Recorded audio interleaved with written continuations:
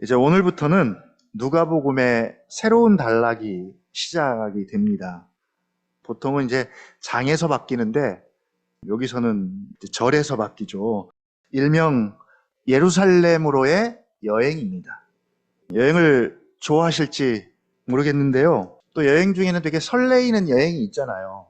생각만 해도 되게 설레이는 여행이 있습니다. 그런데 오늘 이 여행의 목적을 51절에서 이렇게 소개를 합니다.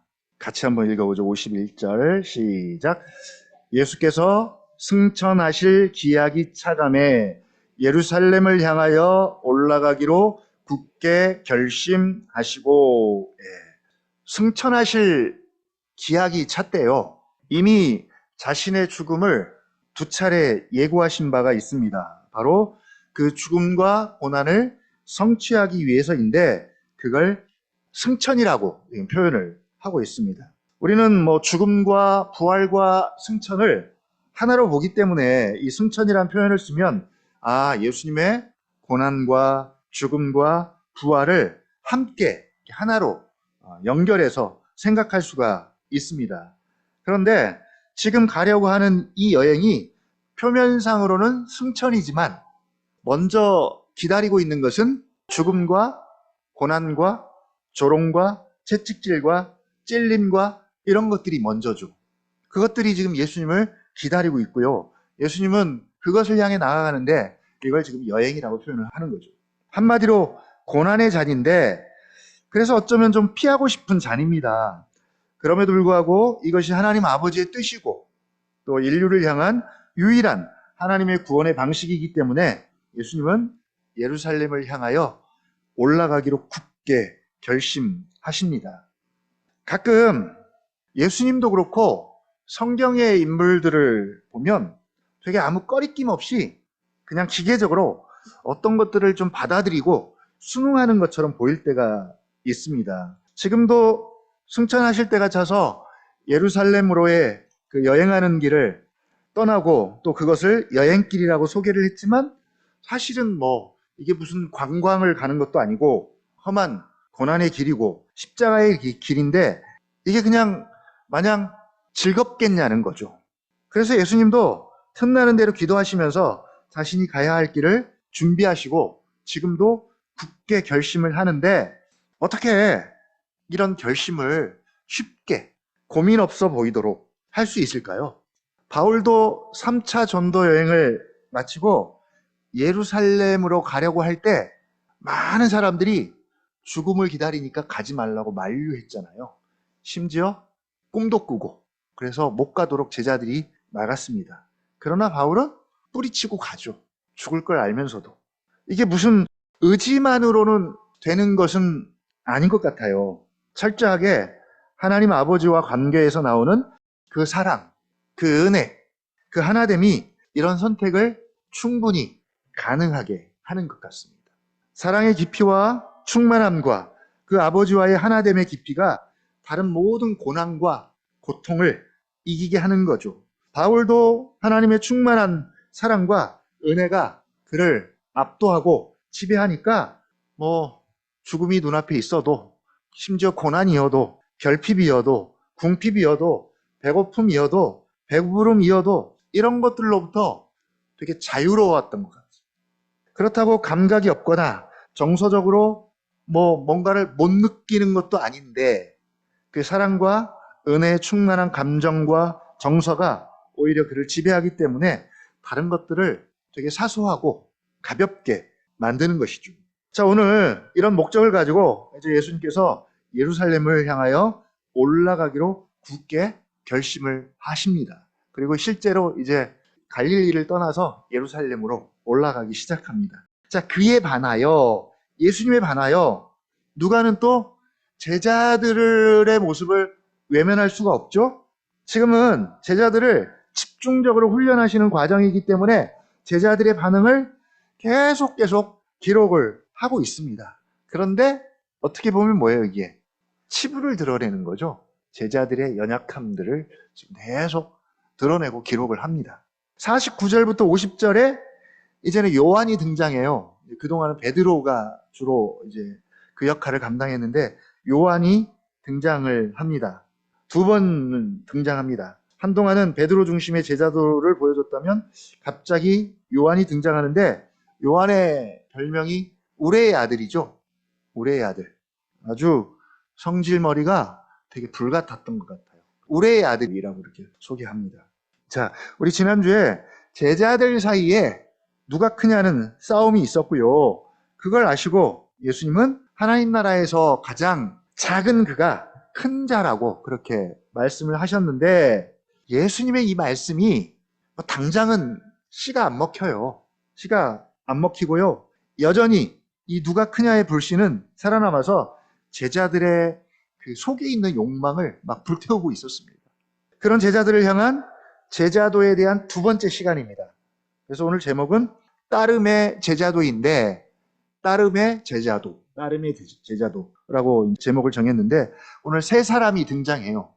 두 사람은 자기가 따르겠다고 와서 자청한 사람들이고 한 사람은 예수님이 지명해서 나를 따르라고 한 사람입니다. 이 세 사람에 대해서 예수님이 어떤 말씀을 주시는지 한번 살펴보고 따름의 제자도를 우리 자신에게도 적용해보는 그런 시간을 한번 가졌으면 좋겠습니다. 먼저 첫 번째 사람입니다. 57절 한번 같이 읽어보겠습니다. 57절 시작. 길 가실 때에 어떤 사람이 여짜오되 어디로 가시든지 나는 따르리이다. 예수님 주변에는 12제자만 있는 것이 아니라 많은 그룹들이 존재합니다. 오랫동안 예수님 주변에서 예수님이 하신 일들도 봐왔을 것이고요. 특히나 제자들을 좀 유심히 보지 않았을까요? 제자들. 왜냐하면 어차피 너나 나나 다 같은 사람들인데 왜 저 사람들은 예수님 주변에서 특혜를 누릴까? 지금 제자들이 얼마나 신이 났어요. 이런 기적과 능력과 영광을 어디서 보겠어요? 어깨에 힘이 잔뜩 들어가 있습니다. 그 얘가 야고보와 요한의 모습이에요. 54절 한번 읽어볼까요? 54절 시작.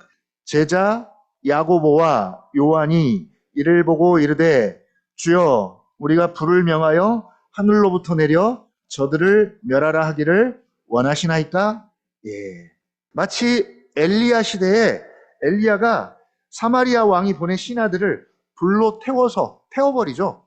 불로 태워버립니다.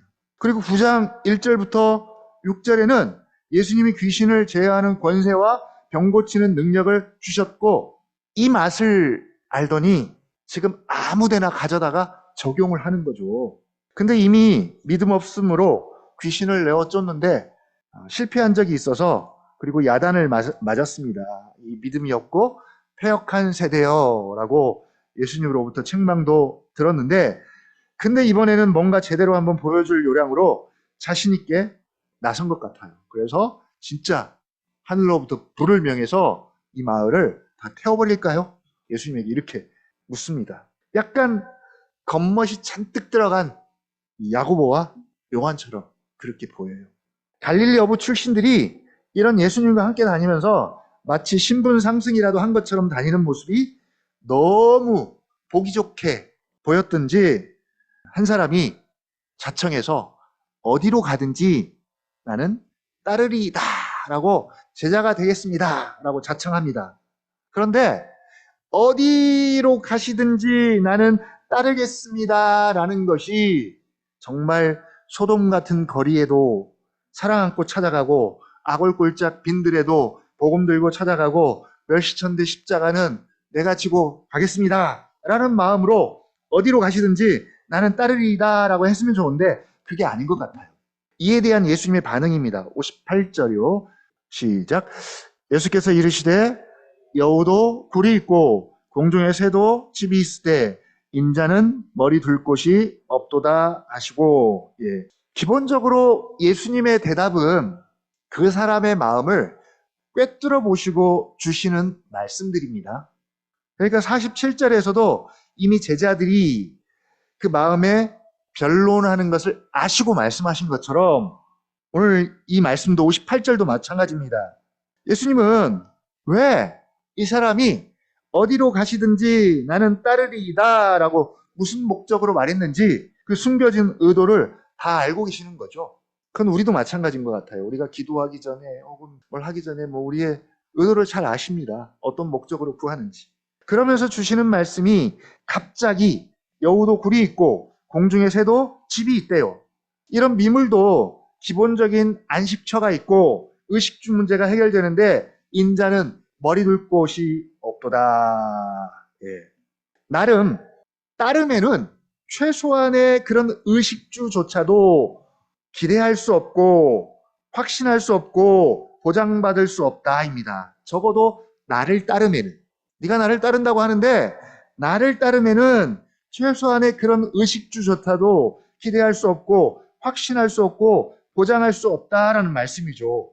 그러니까 이 사람이 예수님을 따르고자 하는 것은 바로 이 목적과 이유였습니다. 제자들 보니까 적어도 먹고 마시는 그런 걱정은 안 해도 되겠다는 거죠. 근데 최소한의 의식주 문제가 확보되지 않고 장담할 수 없다면 굳이 따를 이유가 없는 것이죠. 예수님이 제자들에게 묻습니다. 자, 계속 물어요. 너희는 나를 누구라 하느냐라고 우리 지지난주에 물어봤잖아요. 물었다면 이번에는 지금 이렇게 제자들에게 질문하는 거죠.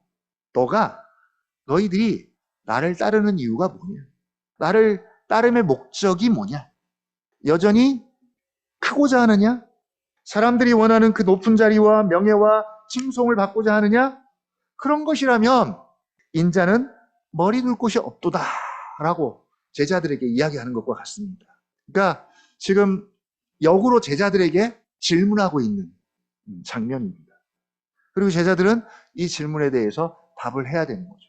나는 왜 예수님을 따르려고 하는지, 나는 지금 무슨 목적과 이유로 예수님을 지금 따라가고 있는지 우리에게도 묻습니다. 자, 두 번째 사람입니다. 이번에는 예수님이 불러요. 59절입니다. 시작. 또 다른 사람에게 나를 따르라 하시니 그가 이르되 나로 먼저 가서 내 아버지를 장사하게 허락하옵소서. 예. 이번에는 뭐에 대해서 가르치시려고 이 사람을 부르셨을까요? 불렀더니 그가 이르되 나로 먼저 가서 내 아버지를 장사하게 허락하옵소서. 아마도 부고장을 받은 것 같아요. 제자들 사이에 부고장이 날라왔다면 어떻게 했을까요? 12제자에게 아버지가 돌아가셨다면, 초상이 났다면 어떻게 됐을까요? 예수님께서 빨리 갔다 와. 예루살렘으로 여행하는 것을 잠시 미룰 테니까 너가 갔다 오면 그때 갈게. 이렇게 말씀하셨을까요? 장래만큼은 우리가 살면서 가장 우선순위에 해당되는 문제잖아요. 어쩌면 되게 보편적이고 상식적인 요청을 한 것 같은데 이에 대한 예수님의 반응입니다. 60절 시작. 이르시되 죽은 자들로 자기의 죽은 자들을 장사하게 하고 너는 가서 하나님의 나라를 전파하라 하시고. 예. 마치 이 말씀을 세상 사람들이 들으면 기독교를 욕할 것 같은, 그쵸? 무슨 소리냐?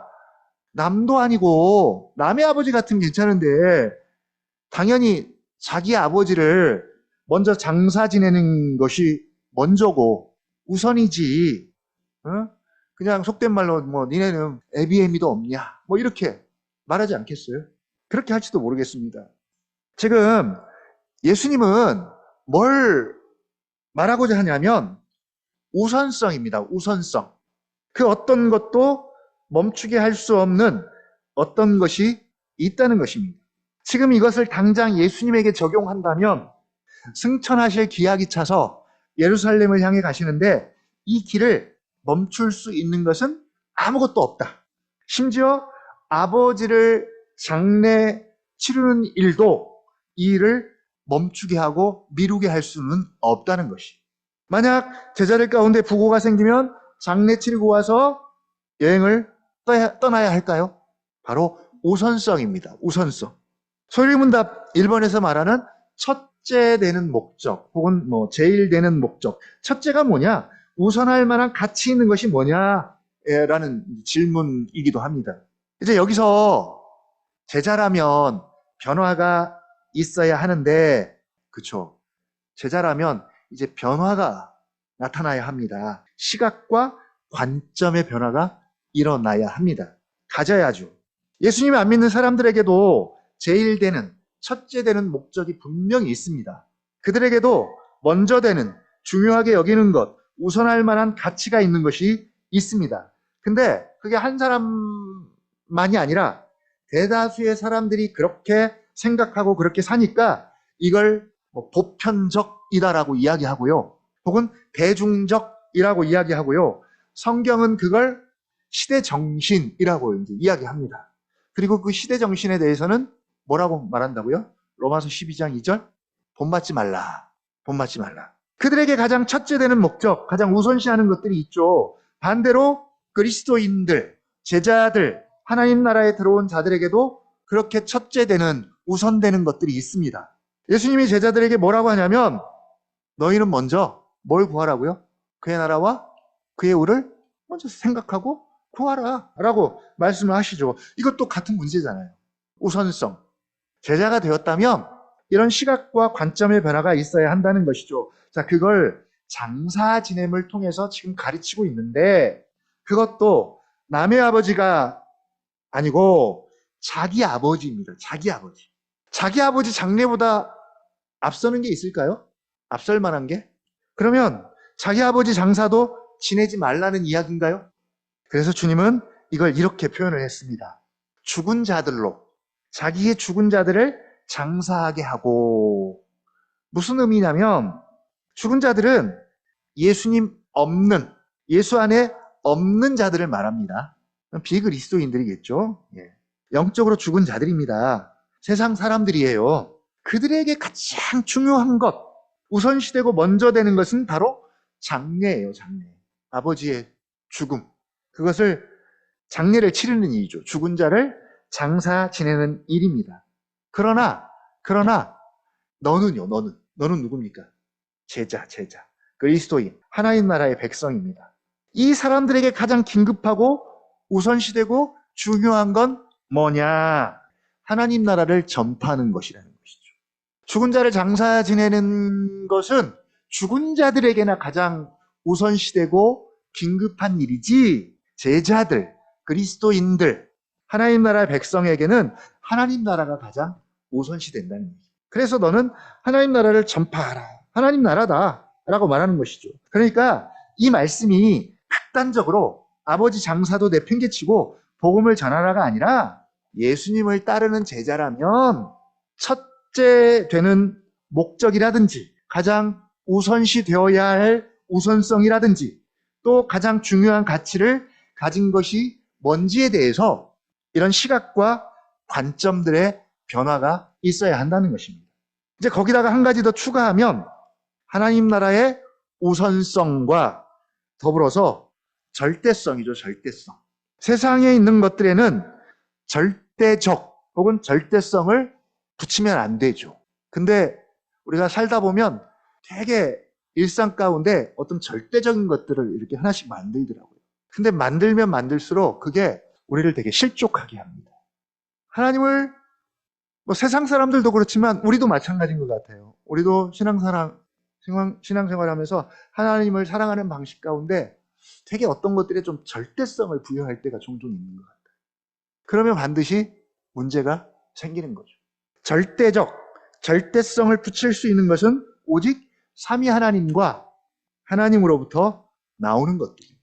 오늘 본문으로 치면 하나님 나라의 절대성과 그리고 그 어떤 것보다 우선시되는 우선성이 있는데 바로 예수님을 따르는 제자의 자세와 시각과 관점이라는 것이죠. 자, 마지막 세 번째 사람입니다. 세 번째 61절 한번 같이 읽어보겠습니다. 시작.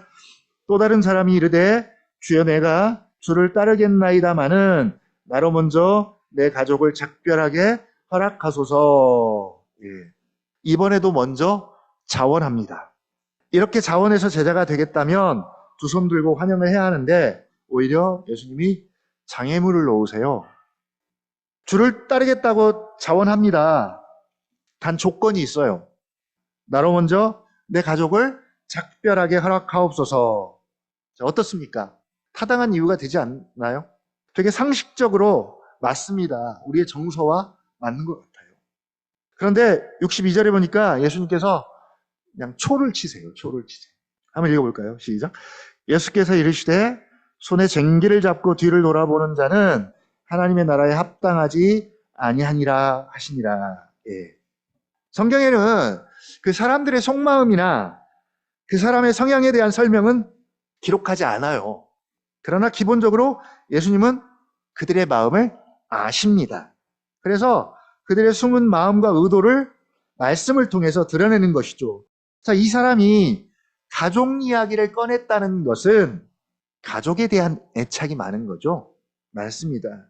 좋게 보면 사랑이고 관심이죠. 만약 작별 인사라도 하러 갔다가 가족들이 만류하면 이 사람은 어떻게 될까요? 아마도 주님을 따르는 일을 포기할지도 모르겠습니다. 하나님 나라가 이 가족을 넘지는 못하는 거죠. 가족을 넘어가지는 못하는 거예요. 무슨 말씀입니까? 주님을 따르는 일은 마치 손에 쟁기를 잡는 자와 같아야 한다는 것이죠. 손에 쟁기를 잡은 사람의 한 가지 목표는 저 끝에 보이는 목적지까지 밭을 삐뚤삐뚤 안 하고 아주 곱게 가는 거예요. 반듯하게 가는 일입니다. 만약 뒤를 돌아보는 순간 고랑이 삐뚤빼뚤 하실 것이 뻔하다는 것이죠. 그것처럼 손에 쟁기를 잡고 뒤를 돌아보는 자는 하나님의 나라에 합당하지 않다. 네. 제자의 유일한 관심사와 목표는 하나님 나라여야 하고 그 나라에 걸맞아야 한다라고 지금 말씀하고 계십니다. 자, 여기까지 말씀을 하셨는데 이 세 사람이 과연 예수님을 따라갔을까요? 어땠을까요? 아니면 중도 포기하고 돌아갔을까요? 성경은 그들에 대해서 별로 관심이 없는 듯합니다. 그러나 지금 예수님이 주목하고 누가가 주목하는 자들이 있죠? 바로 12제자입니다. 이 12제자에 대해서 굉장히 주목합니다. 그리고 이 가르침은 사실 그들을 위한 가르침이고 훈련입니다. 무릇 제자란 하나님 나라를 가장 먼저 생각하고 하나님 나라를 전파할 뿐만 아니라 어떤 형태로든지 하나님 나라에 합당해야 하는데 아직 제자들도 이 하나님 나라를 완전히 이해하거나 알지는 못하고 있습니다. 그러나 그럼에도 불구하고 10장에 가면 하나님 나라를 전하래요. 아직 하나님 나라에 대해서 완전하게 이해하거나 알지는 못하지만 10장에 가면 하나님 나라가 가까이 왔다고 전해라 라고 제자들을 이렇게 보내서 또 파송합니다. 어떻게 우리가 이 본문을 이해해야 할까요? 궁극적인 예수님의 사역은 하나님 나라를 선포하는 것입니다. 이게 이제 예수님의 정체성이잖아요. 예수님의 정체성 안에 들어있습니다. 제자들도 마찬가지입니다. 이것 때문에 부름을 받았습니다. 예수님을 따름의 목적도 방향도 결국 하나님 나라임을 오늘 제자 훈련을 통해서 지금 가르쳐 주고 있는 것이죠. 근데 아직이에요. 아직은 완전히 이해하지는 못했습니다. 그래서 앞으로 예루살렘을 여행하는 길 동안 계속 이것을 가르쳐 주시죠. 자, 여기까지 제자다운 제자 이야기를 지금 계속하고 있습니다. 제자다운 제자에 대해서 예수님께서 가르치고 있죠. 제자다운 제자 첫 번째 자격, 전제 뭡니까? 자기 부인이죠. 자기 부인. 자기를 부인하고 자기 십자가를 지고 나를 따라야 된다. 네. 이게 그렇게 중요하다면 제자다운 제자에서 제일 중요하다면 사단은 어떻게 방해할까요? 사단이 절대 가만히 있을 리 없겠죠. 이게 중요하다면. 중요하지 않다면 사단은 가만히 있어요. 어차피 중요하지도 않은데 뭐하러 자기의 에너지를 쏟겠어요. 근데 이게 정말 중요하다면 자기 부인 없는, 자기 부인 안 하는, 자기 부인 없이도 가능한 제자도를 또 사단은 만들어낼 거예요. 그래서 그걸 교회에 퍼뜨리겠죠? 실제로 자기 부인 없이도 교회 생활 얼마든지 하잖아요. 다들.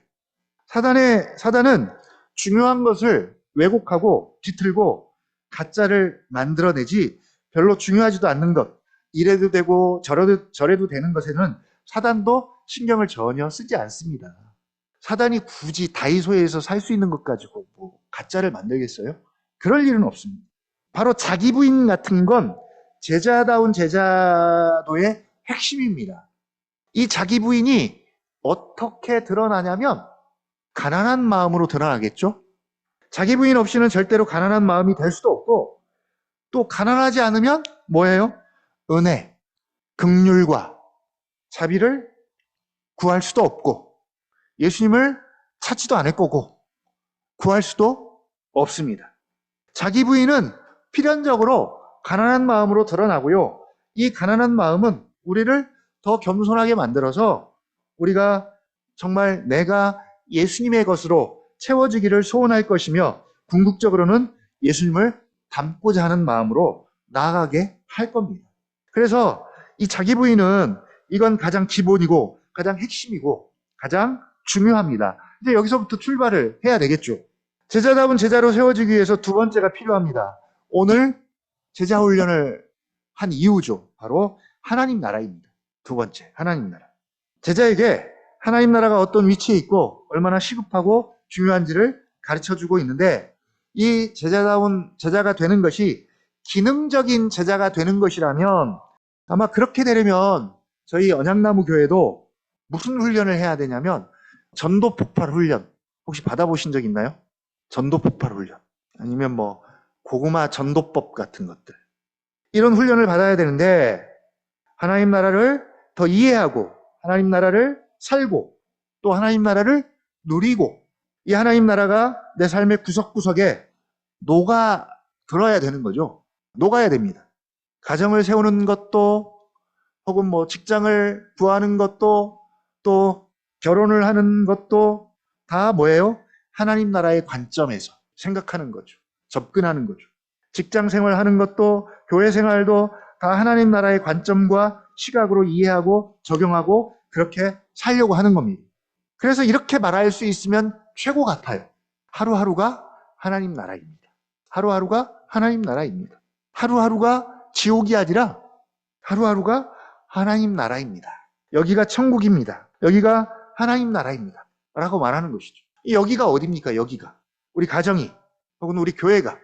최소한 이 두 군데는 우리가 그런 경험을 해야 할 것 같고요. 직장은 어떤가요? 직장은.